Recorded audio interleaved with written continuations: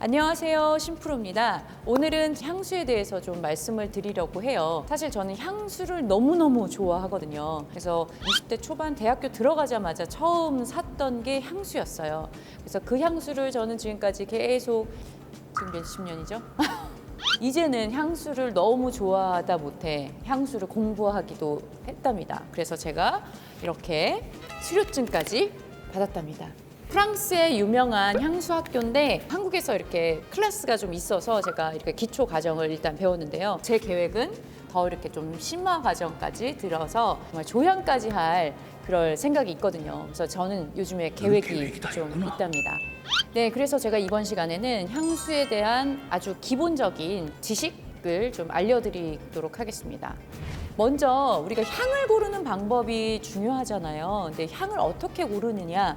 사실 이거는 누가 말해주기보다는 본인이 직접 시향을 해서 편안하다, 뭐 어떤 무드를 느끼게 한다라고 했을 때 선택하시는 게 가장 중요하고요. 향수의 종류를 좀 알아야 돼요. 그래서 향이라고 하는 거는 농도에 따라서 퍼퓸, 뭐 오데 퍼퓸, 오데 뚜알렛, 오데 코롱, 샤워 코롱 이렇게 5가지로 구분을 하고 있어요. 첫 번째 퍼퓸 같은 경우는 15에서 30%의 향기 농도를 가지고 있어요. 오데 퍼퓸은 12에서 15%, 오데 뚜알렛 같은 경우는 8에서 12%, 그다음에 오데 코롱은 3에서 8%, 샤워 코롱은 1에서 3%의 향의 농도를 가지고 있어요. 그래서 퍼퓸은 농도가 짙어서 되게 강하게 향이 난다라고 생각하시면 될 것 같고요. 코롱 같은 경우는 굉장히 라이트하고 금방 날아가기 때문에 제가 자주 사용하는 그런 향수이기도 하고요. 그래서 취향에 맞춰서 사용하시면 될 것 같아요. 그리고 시향을 할 때는 너무 퍼퓸으로 하시는 것보다는 같은 향의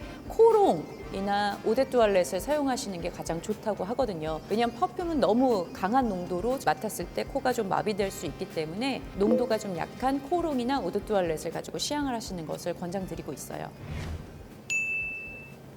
보통 이런 말 되게 많이 들어보셨을 것 같아요. 탑노트, 미들노트, 베이스노트. 탑노트 같은 경우는 사실 휘발성이 굉장히 강한 원재료를 사용하기 때문에 향의 첫인상이라고 얘기할 수 있어요. 되게 신선한 향들이 많아요. 그래서 뭐 시트러스라던가 이런 향들이 탑노트로 많이 있고요. 그다음 두 번째는 미들노트예요. 향의 심장부라고 얘기를 하는 그런 향이거든요. 자기가 가장 뭐 좋아하는 향이 뭐 플로럴이다 하면은 미들노트의 향을 보시고 선택을 하시는 게 좋으실 것 같아요. 자, 그다음 베이스노트 같은 경우는요. 수시간부터 길게는 수일까지 향이 지속되는 것을 얘기를 하는데 옷에다가 저는 좀 자주 뿌리는 편인데 옷에 뿌리고 나면 며칠이 지나도 그 옷에 향이 배어 있더라고요. 그래서 향은 조금 뿌려보시고 오랜 시간 지난 다음까지 나타나는 잔향까지 이렇게 좀 테스트해 보시고 선택을 하시는 게 좋으실 것 같아요.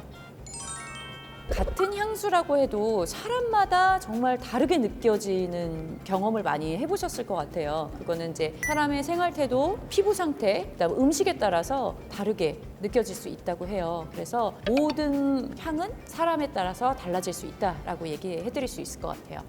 또 궁금해하시는 게 향수를 이렇게 섞어서 쓰는 거에 대해서 여쭤보시는 분들이 계시더라고요. 원칙적으로는 아니다 라고 얘기를 할 수 있을 것 같아요. 조향사가 정말 최적의 향을 낼 수 있도록 이렇게 특별한 조합을 한 건데 레이어드를 시키다 보면 그게 깨질 염려가 있어요. 그런데 요즘 또 어떤 브랜드에서는 요 향과 요 향을 레이어드 하시면 좋아요 라고 하는 것은 의미가 있는 거거든요. 그래서 그런 것들은 레이어드를 하실 수 있어요. 그런데 향의 조합을 생각하지 않고 이렇게 섞으시다 보면 정말 더 역한 역효과를 낼 수 있기 때문에 주의를 하시는 게 좋다라는 말씀을 드리고 싶어요.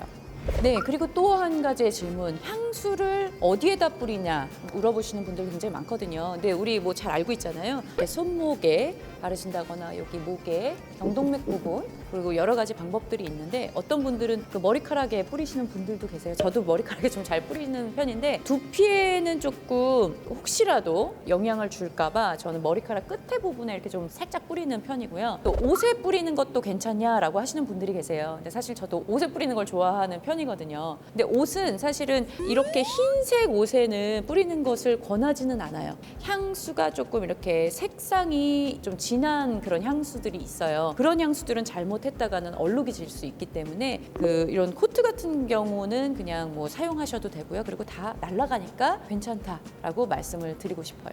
그리고 향수의 보관 방법을 또 궁금해 하시는데, 향수는 사실은 빛이 없는 실온에서 보관하는 것이 가장 좋고요. 이거 오래된 거 써도 되냐라고 했더니 써도 돼요. 이게 색이 좀 변하고 향이 조금 변하기는 하지만 뿌린다고 해서 뭐 큰 이상이 발생하거나 그러진 않아요. 제가 향수를 너무너무 좋아해서 지금 현재 제가 쓰고 있는 향수의 향이 무려 5가지나 되고 있거든요. 그래서 저는 분위기에 따라서 좀 향수를 바꾸는 편이에요. 그래서 이 5가지를 제가 한번 소개해 드리도록 하겠습니다. 제가 제일 즐겨 쓰는 이 아쿠아 디 파르마의 케르시아는 남성용으로 뭐 이렇게 많이 권하시더라고요. 그런데 저는 이 향의 매력에 빠져서 사실 이거 제가 3통째 쓰고 있는 향인데요. 이 향에 잔향을 너무너무 좋아해요. 이 잔향이 오크모스하고 통카빈, 패출리 그 향을 굉장히 좋아하거든요. 그래서 제가 보니까 패출리 같은 경우는 남성용 향에 굉장히 많이 사용이 되더라고요. 그래서 이거 조말론의 미르 앤 톤카 정말 좋아하거든요. 이게 약간 공통점이 톤카빈의 향이 베이스 노트로 사용되어서 아마 제가 이렇게 세트로 좋아하고 있는 것 같아요. 그래서 이렇게 여성스러운 향보다는 조금 이렇게 중성적인 향을 선호하기 때문에 만약에 혹시라도 그런 취향이 있으신 분들은 이거 써보시면 되게 고급스러운 향으로 보실 수 있을 것 같아요. 다음 또 제가 가끔 쓰는 향수가 분리 1803의 리켄 데코스라는 향이에요. 요거는 제가 처음에 살 때 이렇게 보이시는 것처럼 제 이름을 여기다 새겨주는 그런 서비스를 제공을 해줬어요. 그래서 스티커로 붙여주는 그런 서비스를 제가 받았었어요. 이 향은 완전히 자연에 있는 듯한 그런 느낌이에요. 완전 그린 계열이고 좀 상큼해 보이고 싶을 때 제일 많이 쓰는 그런 향수예요.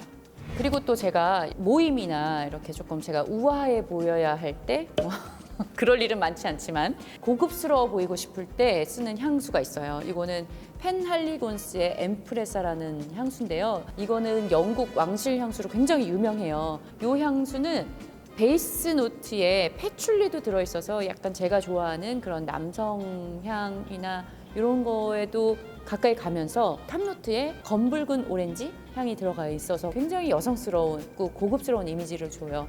그래서 이 향수 같은 경우는 정말 너무 매력적인 향이라 제가 중요한 자리에 뿌리고 가는 그런 향수예요. 네, 그 다음 향수는 시슬리의 오디 수아르라는 향수인데요. 이 향수는 정말 패키지도 굉장히 멋져요. 이렇게 조각상처럼 이렇게 금색으로 되어 있는 패키지로 되어 있고요. 이 향은 오드 퍼퓸이에요. 그래서 이거는 한번 뿌리면 처음에는 너무 과하다라는 느낌이 들 수도 있어요. 그런데 이렇게 시간이 지나면서 잔향이 오래 지속이 된다라는 그런 또 장점은 있어요. 그래서 얘는 딱 하루에 한 번 뿌리는 것을 권장드리고요. 이 향의 이미지는 비교를 해보자면 이 펜할리곤스는 영국의 귀족이라 하면 시슬리는 프랑스의 귀족 같은 그런 이미지를 많이 가지고 있는 것 같아요. 네, 제가 이렇게 향수에 대해서 알아봤는데요. 사실 향은 패션의 완성이라고 하고 또 정말 예술이다라고 얘기를 하는 것 같아요. 그래서 향수를 뿌리다가 아니라 향수를 입는다라는 표현을 할 정도로 패션 업계나 뭐 이런 뷰티 업계나는 향이란 것이 너무너무 중요한 산업이 되어버렸거든요. 그래서 저도 열심히 심화 과정을 마무리해서 여러분들에게 더 많은 정보 드리도록 할게요. 다음 시간에 또 좋은 영상으로 만나요. 안녕.